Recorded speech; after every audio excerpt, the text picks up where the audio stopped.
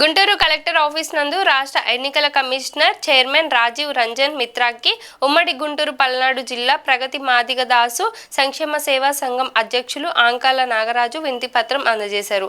ఈ సందర్భంగా నాగరాజు మాట్లాడుతూ హిందూ మాదిగ దాసు కులస్తులం ఎస్ని కులంగా గుర్తింపు పొందామని, హిందూ ధర్మాలను ఆచరిస్తూ సాంప్రదాయాలను కొనసాగిస్తున్నామని, తామంతా రామాచార్యుల వారసులమని, రాష్ట్ర వ్యాప్తంగా మేము నివసిస్తున్నాం కాగా మాదిగ దాసు కులానికి కుల ధృవీకరణ ఇవ్వాలనే నిబంధన కారణంగానే తాము అనేక ఇబ్బందులకు గురి అవుతున్నామన్నారు. ఆర్డీఓ నుంచి కుల పత్రం పొందాలి అంటే తీవ్ర కాలయాపన జరుగుతుంది. ఈ కారణంగానే అనేక ప్రభుత్వ పథకాలు పొందలేకపోతున్నామని ఆవేదన చెందుతున్నారు.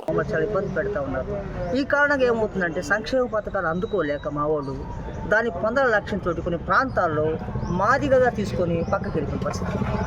ఇది ఎక్కువ ప్రాంతాలు బాగా జరిగింది. దీనివల్ల మేము ఏమవుతున్నాం అంటే లాస్ అప్ అయిపోతాం.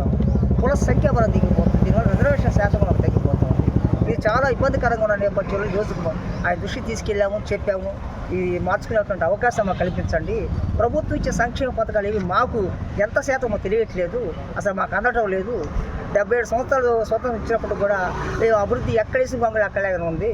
కాబట్టి మాకు చాలా ఇబ్బందికరం ఉంది. కాబట్టి ఈ తప్పులు సరి చేసుకుంటున్న పాటు మాకు మాదిగ ఉన్నటువంటి మాదిగ దాసుగా మార్చుకునే అవకాశాలు దానికి సంబంధించి కలుగు చేయాలని, అట్లనే మాకు అభివృద్ధి ఫలాలు కూడా మాకు సమాన భాగాలు కావాలని మేము కోరుకుంటా ఉన్నాం.